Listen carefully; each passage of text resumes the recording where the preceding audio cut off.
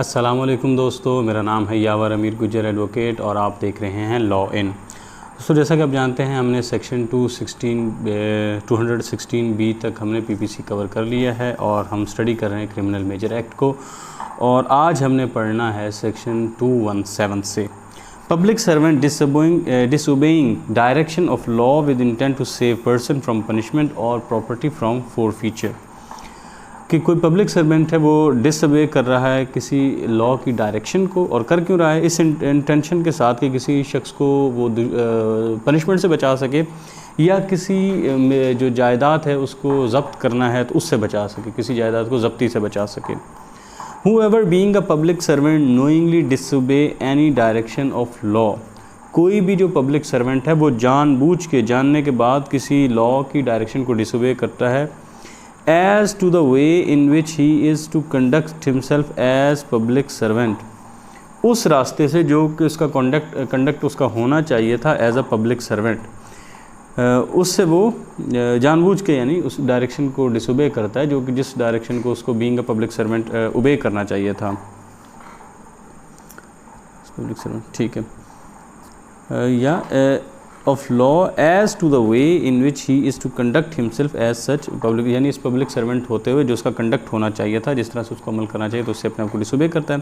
Intending thereby to save or knowing it to be likely that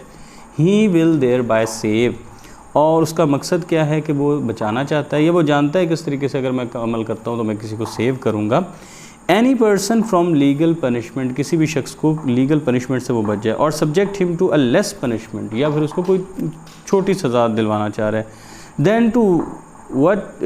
to which he is liable, जिसका वो मुस्तहक है उससे उसको कम सज़ा देना चाह रहा है। और विद इंटेंट टू सेव, या उसकी इसकी इंटेंशन ऐसी है कि उसको सेव कर सके, और नोइंग दैट, ये वो जानता है he is likely thereby to save, किस तरह से वो किसी को बचा सकेगा। एनी प्रॉपर्टी फ्रॉम फॉरफीचर और any charge to which it is liable by law, या फिर उसकी प्रॉपर्टी को ज़ब्ती से बचा सकेगा या कोई और अगर उस पर चार्ज बाय लॉ उस पर आता है उससे बचाने के लिए। अगर वो सारे इन कामों में से कोई करता है तो फिर क्या होगा? शैल बी पनिश्ड, तो ऐसे सरकारी जो पब्लिक सर्वेंट है उसको, जिसने डायरेक्शन को डिसोबे किया है, उसको क्या होगा? Shall be punished with imprisonment of either description for a term which may extend to 2 years, तो 2 साल तक किसी भी डिस्क्रिप्शन की कैद की सज़ा उसको हो सकती है, और विद फाइन या फिर जुर्माना होगा, और विद बोथ या फिर दोनों उसको हो सकते हैं। आगे है जी इस पे कॉमेंट्री। स्कोप इसका है section 217 PPC relates to an offence committed by a public servant by disobeying direction of law with intent to save any person from punishment और प्रॉपर्टी फ्रॉम फोरफीचर। कि जो पीपीसी का 217 सेक्शन है ये public servant के offence से मुतल्लिक है, जो कि किसी को सज़ा से बचाता है लॉ को डिसओबे करते हुए, या किसी प्रॉपर्टी को ज़ब्त होने से बचाता है। ये हमें बता रही है जी 2019 YLR N page number 80। Court on receiving the complaint and after recording the statement of complainant under section 200 finding no prima facie case made out. Court जो था उसको कंप्लेंट मौसूल हुई और उसके बाद उन्होंने जो है कंप्लेनेंट उसकी स्टेटमेंट भी ली अंडर सेक्शन 200, और प्रिमा फेसाई कोई केस अब ऐसा बन नहीं रही था। It would be futile to hold primarily inquiry, तो फिर इब्तदाई इंक्वायरी अगर वो उसको कायम किया जाता है तो एक बेसूद हरकत होगी, एक बेसूद काम होगा जिसका कोई फ़ायदा नहीं होगा। 2000 PCRLJ पेज नंबर 951। आगे है जी 218 section public servants framing incorrect record और writing with intent to save person from punishment और प्रॉपर्टी फ्रॉम फोरफीचर। कि जो पब्लिक सर्वेंट है वो या तो रिकॉर्ड गलत बना रहा है या फिर इस नीयत से कोई रिपोर्ट लिख रहा है या कोई रिकॉर्ड लिख रहा है ताकि वो किसी इंसान को पनिशमेंट से बचा ले, किसी प्रॉपर्टी को फोरफीचर होने से बचा ले, ज़ब्त होने से बचा ले। Whoever being a public servant and being as public servant as such public servant, को भी जो पब्लिक सर्वेंट है और यही पब्लिक सर्वेंट होते हुए charge with the preparation of any record और ईदर और अदर राइटिंग, उस पर यह चार्ज है कि उसने कोई रिकॉर्ड बनाया है या अदर उसको चार्ज किया जाता है इसमें कि उसने कोई रिकॉर्ड बनाया है या कोई और राइटिंग की है। फ्रेम्स दैट रिकॉर्ड और writing in a manner which he knows to be incorrect, या कोई और इस तरह से राइटिंग में रिकॉर्ड बनाया कि वो समझता है कि ये गलत है। विद इंटेंट टू कॉज और knowing it to be likely that he will thereby cause, और वो जानता है कि, और वो इस तरह करता है या वो ये जानता है कि इस तरह करने से कोई असर होगा क्या, लॉस और इंजरी टू द पब्लिक, आवाम का कोई नुकसान होगा या उसको कोई इंजरी होगी, और टू एनी पर्सन या किसी भी पर्सन को, और with intent thereby to save, और इस तरह उसका मकसद है किसी को बचाना, और knowing it to be likely that he will thereby save, या फिर ये जानता है कि इस तरह उसको ये एहतमाल है कि इस तरह से वो सेव कर लेगा any person from legal punishment, किसी इंसान को किसी लीगल पनिशमेंट से, और विद इंटेंट टू सेव, या उसकी ये मकसद है कि वो किसी को बचा लेगा, knowing it or knowing that he is likely thereby to save any property from forfeiture or other charge to which it is liable by law, या फिर वो ये समझता है, वो ये जानता है कि वो किसी प्रॉपर्टी को बचा रहा है ज़ब्त होने से, या वो जानता है कि ऐसा यकीन रखता है कि मेरे इस तरह करने से मैं इसको उस चार्ज से, उस जुर्माने से, उस ज़ब्ती से बचा लूँगा जो कि जिसकी ये प्रॉपर्टी लाइबल थी by law, shell be punished with imprisonment of either description for a term which may extend to 3 years, तो फिर उसको 3 साल तक की किसी भी डिस्क्रिप्शन की कैद की सज़ा दी जा सकती है, और विद फाइन और विद बोथ, या फिर उसको जुर्माना होगा या फिर दोनों भी हो सकते हैं। Commentary has scope section 218 PPC relates to an offence committed by a public servant who frames an incorrect record or writing with intent to save any person from punishment or property from forfeiture। ये इस बारे में section जो 218 है PPC का, ये उन offences से मुतल्लिक है जिसमें कोई पब्लिक सर्वेंट कोई रिकॉर्ड मेंटेन करता है या कुछ लिखता है इस नीयत से कि किसी इंसान को किसी सज़ा से बचा सके या किसी जायदाद को ज़ब्त होने से बचा सके। तो ये यहाँ पर फिर दोबारा एक्सप्लेन कर दिया गया, और ये साइटेशन क्या है 2019 बाय LRN पेज नंबर 80। कोई भी पब्लिक सर्वेंट है वो या रिकॉर्ड बनाता है या लिखता है, और उसके पीछे उसका मकसद ये है कि किसी को या तो वो सज़ा से बचा ले, या उस प्रॉपर्टी जो बाय लॉ उस प्रॉपर्टी के ऊपर कोई चार्ज था या उसको ज़ब्त करना था, उसको इस तरह की एक्टिविटी से जो बाय लॉ उस पर जिसकी वो लाइबल थी उससे अगर बचाता है, तो इस सूरत हाल में उसको 3 साल तक की कैद हो सकती है, जो कि किसी भी डिस्क्रिप्शन की होगी, उसके साथ जुर्माना हो सकता है या फिर दोनों हो सकते हैं। अच्छा, दूसरी साइटेशन इस पर है, no reference can be made to document procured in some other case, किसी दूसरे केस में जो डॉक्यूमेंट प्रोक्योर किया गया था, जो हासिल किया गया था, उसका कोई रेफरेंस नहीं दिया जा सकता। 1993 PCRLJ पेज नंबर 261। आगे है जी इसका section 219, public servant in judicial proceeding corruptly making report etcetera contrary to law. कोई पब्लिक सर्वेंट है किसी जुडिशियल प्रोसीडिंग में वो रिपोर्ट बनाते हैं जो कि कानून के ख़िलाफ़ है। Whoever being a public servant corruptly or maliciously makes or pronounces in any stage at a judicial proceeding any report, order, verdict or decision। कोई भी जो पब्लिक सर्वेंट है वो करप्टली या बदनीयती से maliciously कोई रिपोर्ट बनाते हैं या उसको प्रोनाउंस करते हैं जुडिशियल प्रोसीडिंग की किसी भी जजमेंट में, कोई रिपोर्ट है, कोई ऑर्डर है, कोई वर्डिक्ट है, कोई डिसीजन है, और वो डिसीजन से आगे क्या मुतल्लिक बात है, which he knows to be contrary to law, और वो जानता है कि ये कानून के ख़िलाफ़ है। अब उस ऐसे इंसान को क्या सज़ा मिलेगी, शैल be punished with imprisonment of either description for a term which may extend to 7 years और विद फाइन और विद बोथ। तो फिर उसको किसी भी डिस्क्रिप्शन की 7 साल तक की कैद की सज़ा हो सकती है, और उसके या जुर्माना होगा या फिर दोनों भी हो सकते हैं। आगे है जी section 220, section 220, commitment for trial or confinement by person having authority who knows that he is acting contrary to law.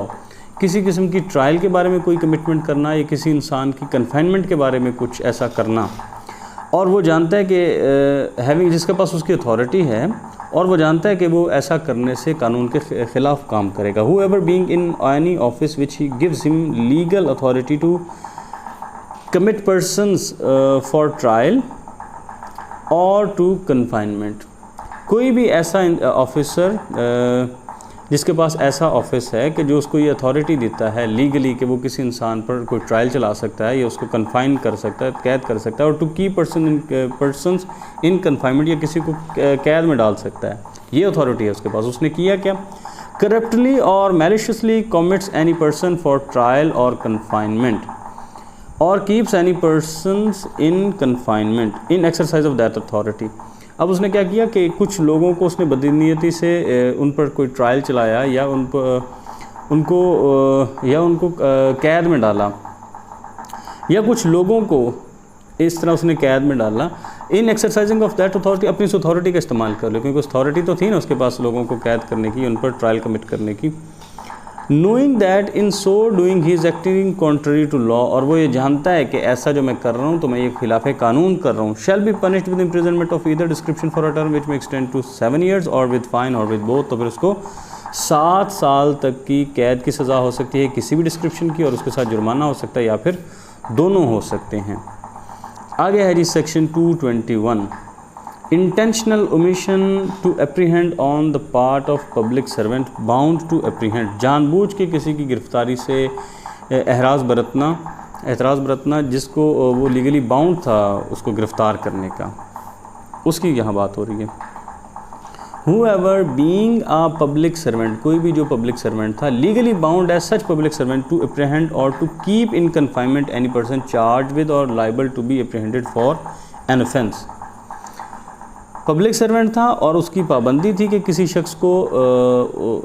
उसको गिरफ़्तार करे या कन्फाइनमेंट में रखे ऐसा इंसान जिस पर कोई चार्ज है किसी ऑफेंस का, या जो उस ऑफेंस की वजह से वो लाइबल है कि उसको गिरफ़्तार किया जाए। Intentionally omits to apprehend such person, जानबूझ के वो उसको गिरफ़्तार नहीं करता। Or intentionally suffer such person to escape, या फिर जानबूझ के ये करता है कि वो बंदा भाग जाए। और intentionally aids such person in escaping और अटेम्प्टिंग टू एस्केप, या वो जानबूझकर ऐसा करता है कि उसको भागने में मदद देता है या इसकी कोशिश करता है कि वो इस तरह की कन्फाइनमेंट से भाग जाए, एस्केप फ्रॉम सच कन्फाइनमेंट, तो इस तरह से कन्फाइनमेंट से भाग जाए। Shall be punished as follows is to say, तो फिर नीचे वो सूरत हाल बताई गई हैं जिसके मुताबिक उसको सज़ा दी जाएगी। With imprisonment of either description for a term which may extend to 7 years, तो उसको 7 साल तक की कैद की सज़ा हो सकती है किसी भी डिस्क्रिप्शन की। विद और विदाउट फाइन, जुर्माने या जुर्माने के साथ या जुर्माने के बगैर। If the person in confinement or who ought to have been apprehended was charged with or liable to be apprehended for an offence punishable with death, अगर तो जिसको उसने जिस पर्सन की गिरफ्तारी उसने अवॉइड की है किसी तरह से या उसको कन्फाइनमेंट में से भगाया, या अगर ये जो बंदा था जिसको ये कन्फाइनमेंट जिसकी बनती थी या जिसकी गिरफ्तारी बनती थी और ऐसे ऑफेंस के तहत बनती थी जो पनिशेबल विद डेथ है, यानी जिस ऑफेंस की सज़ा डेथ थी उस ऑफेंस के अंडर उसकी गिरफ्तारी अगर बनती थी, अगर ऐसे शख्स को उसने भागने में मदद की या उसको किसी तरह से उसकी गिरफ्तारी को रोका तो उसकी सज़ा 7 साल तक हो सकती है किसी भी डिस्क्रिप्शन की, जुर्माने के साथ या जुर्माने के बगैर। With imprisonment of either description for a term which may extend to 3 years with or without fine, और फिर होगा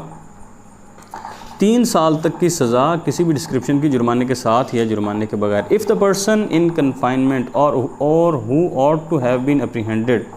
कि जो बंदा कन्फाइनमेंट में था या जिसकी गिरफ्तारी होनी चाहिए थी, was charge with or liable to be apprehended for an offence, तो या तो फिर वो उसको चार्ज किया गया था या उसके तहत वो उसकी पर ये लाजम था कि उसको गिरफ़्तार किया जाता। और ऑफेंस कौन सा था? एन ऑफेंस, एक ऑफेंस कौन सा? Punishable with imprisonment for life, ऐसा जुर्म जिसकी सज़ा उम्र कैद थी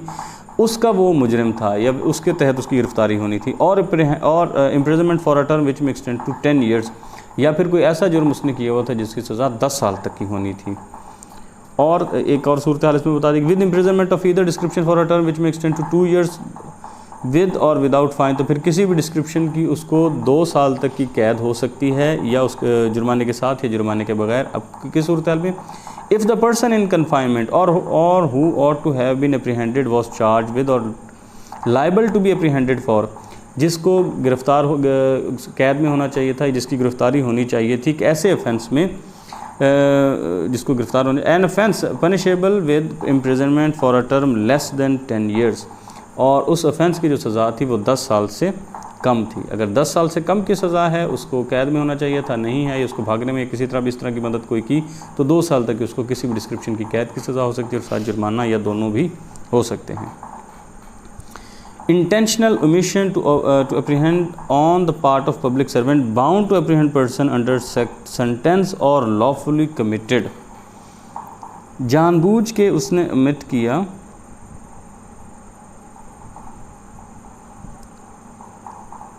commission to apprehend on the part of public servant, bound to apprehend कि उसने उसको पकड़ना था, अंडर सेंटेंस और लॉफुली कमिटेड,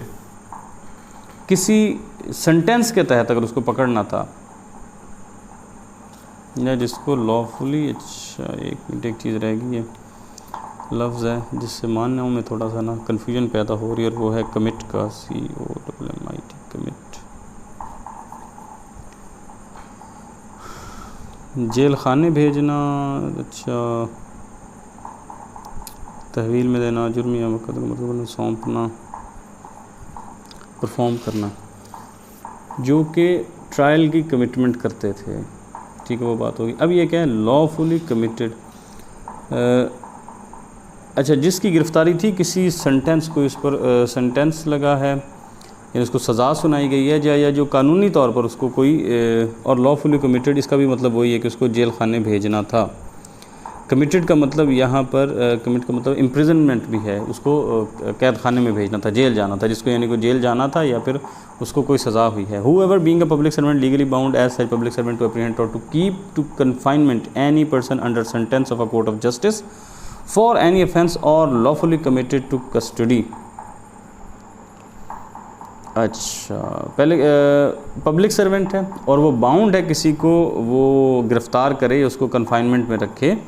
क्योंकि किसी कोर्ट ऑफ जस्टिस ने कोई सेंटेंस पास किया है,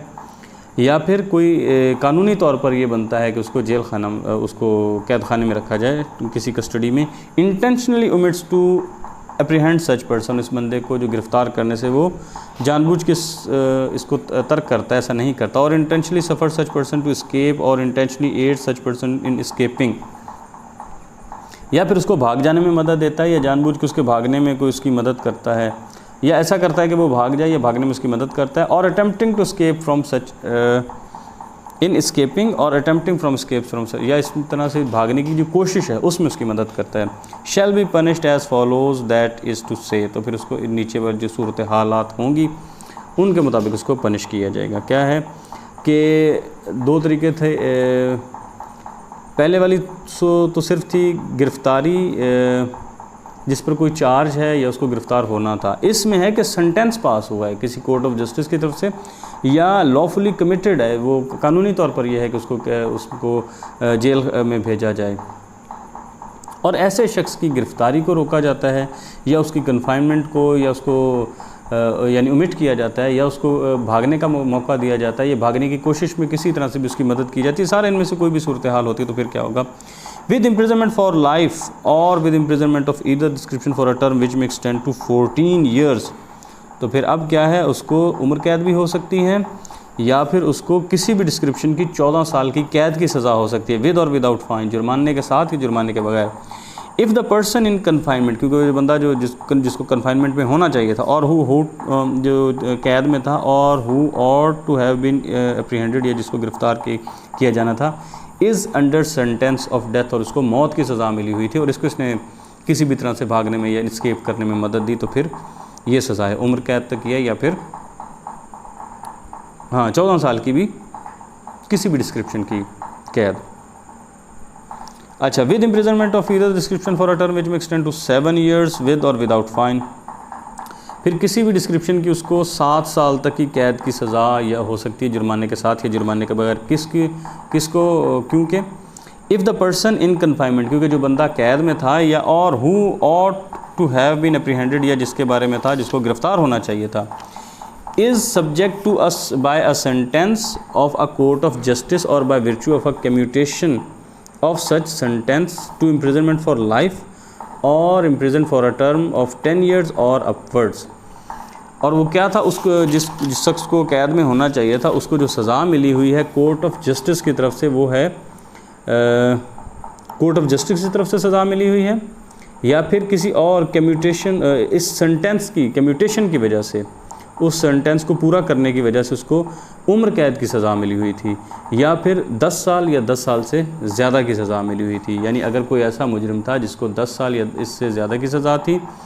किसी कोर्ट ऑफ जस्टिस की तरफ से, और या किसी ऐसे ही ऑर्डर, ऐसे ही सेंटेंस की कम्यूटेशन की वजह से, तो फिर उसको यानी भागने में मदद दी, या उसको कन्फाइन नहीं किया, या उसको उसकी गिरफ़्तारी को रोका, तो फिर इस सूरत हाल में उसको 7 साल तक की किसी भी डिस्क्रिप्शन की कैद की सज़ा हो सकती है, जुर्माने के साथ या जुर्माने के बगैर।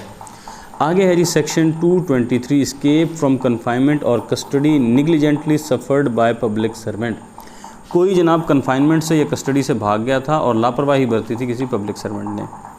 उस सूरत हाल में whoever being a public servant legally bound as public servant as such public servant to keep in confinement any person charged with or convicted of an offence or lawfully committed to custody negligently suffered such person to escape from confinement। क्या था कि कोई भी public servant है वो legally पाबंद था कि उस शख्स को कन्फाइंड रखता, उस शख्स को कैद में रखता जिसको चार्ज किया गया था या जो किसी ऑफेंस का उस कन्विक्ट था, कन्विक्शन उसको अवॉर्ड हुई थी और उसके साथ साथ या उसको जेल में रखने का हुक्म था कस्टडी में रखने का। अब इसकी निगलिजेंस की वजह से, इसकी लापरवाही की वजह से वो कन्फाइनमेंट से भाग गया। shall be punished with simple imprisonment for a term which may extend to 2 years or with fine or with both। तो फिर इसको 2 साल तक की किसी भी डिस्क्रिप्शन की कैद की सज़ा हो सकती है और उसके साथ जुर्माना भी हो सकता है या जुर्माने या दोनों भी हो सकती हैं, यानी या कैद हो सकती है या जुर्माना हो सकता है या फिर दोनों हो सकते हैं। कमेंट्री है escaped prisoners no negligence on part of accused delay of 145 days of filing leave to appeal condoned कि कोई नेग्लिजेंस नहीं थी एक्यूज़ के पार्ट पर और 145 दिन का जो डिले था कंडोन फाइल करने में, अपील का कंडोन फाइल करने में, इसको कंसिडर किया गया है इस जजमेंट में PLD 2002 सुप्रीम कोर्ट 287 में CONDON कंडोन, माफ़ करना, रहम की अपील वगैरह है। 145 दिन की डिले से रहम की अपील थी, उस बारे में ये जजमेंट है। किसी का कोई कैदी भाग गया था तो इसको कंसिडर किया जा सकता है। PLD 2002 supreme court page number 287। आगे है 224 सेक्शन है रेजिस्टेंस और obstruction by a person to his lawful apprehension. अगर कोई पर्सन खुद किसी किस्म की रेजिस्टेंस शो करता है, कोई मज़ाहमत शो करता है अपनी गिरफ़्तारी के ख़िलाफ़, लॉफुल गिरफ़्तारी के ख़िलाफ़, whoever intentionally offers any resistance or illegal obstruction to lawful apprehension of himself for any offence with which he is charged or which he has been convicted, जिसका उस पर चार्ज लगा है या जिसकी उसको कन्विक्शन हुई है। पहले इसको कर लेते हैं। जो कोई भी जानबूझ के कोई रेजिस्टेंस शो करता है अपनी लॉफुल एप्रीहेंशन को अवॉइड करने के लिए अपने आप की, ठीक है, किसी ऑफेंस में जिसका उसको चार्ज किया गया है, जिस पर उसको चार्ज किया गया है या जिस पर उसको कन्विक्ट किया गया है, और escapes or attempts to escape from any custody in which he is lawfully detained for any such offence, या फिर वो उससे भागता है या भागने की कोशिश करता है उस लॉफुल कस्टडी से जिसमें उसको डिटेन किया गया था उस ऑफेंस के ऊपर। तो अब इस भागने वाले को या रेजिस्टेंस शो करने वाले को क्या सज़ा मिलेगी? शैल be punished with imprisonment of either description for a term which may extend to 2 years। तो फिर उसको 2 साल तक की किसी भी डिस्क्रिप्शन की कैद की सज़ा हो सकती है और विद बोथ, मेरे ख्याल में यहाँ बीच में आना था और विद फाइन और विद बोथ, फिर उसको जुर्माना हो सकता है या फिर दोनों हो सकते हैं। The punishment in this section is in addition to the punishment for which the person to be apprehended or detained in custody was liable to for the offence with which he was charged and of which he was convicted। ये जो punishment है ना इस section में कि उसने भागने की कोशिश की या उसने उसको अवॉइड किया, ये जो सज़ा है ये इजाफी है उस सज़ा से जिसकी वजह से उसको कस्टडी में रखना था। यानी एक तो सज़ा है ना जिस वजह से उसको कस्टडी में रखना था, दूसरी सज़ा है कि आपने उस कस्टडी से बचने की कोशिश की या वहाँ से भागने की जो कोशिश की है, इसकी सज़ा अलग होगी। ठीक है, दोनों अलग अलग से जुर्म है ना, यानी जिस जुर्म में आपको पकड़ा जा रहा था वो तो सज़ा मिलनी है, अब आपने उस गिरफ़्तारी से चूँकि भागने की कोशिश की है तो उसकी सज़ा अलग मिलेगी। और यहाँ तक ये क्लियर हो गया तकरीबन। अच्छा, आगे है सेक्शन 225। मुझे एक दफ़ा पॉज करनी पड़ रही है वीडियो। अच्छा, इस वीडियो को हम यहीं पे एंड कर रहे हैं सेक्शन 224 पीपीसी के, और नेक्स्ट वीडियो में हम इंशाल्लाह जो है सेक्शन 225 वहाँ से इसको स्टार्ट करेंगे।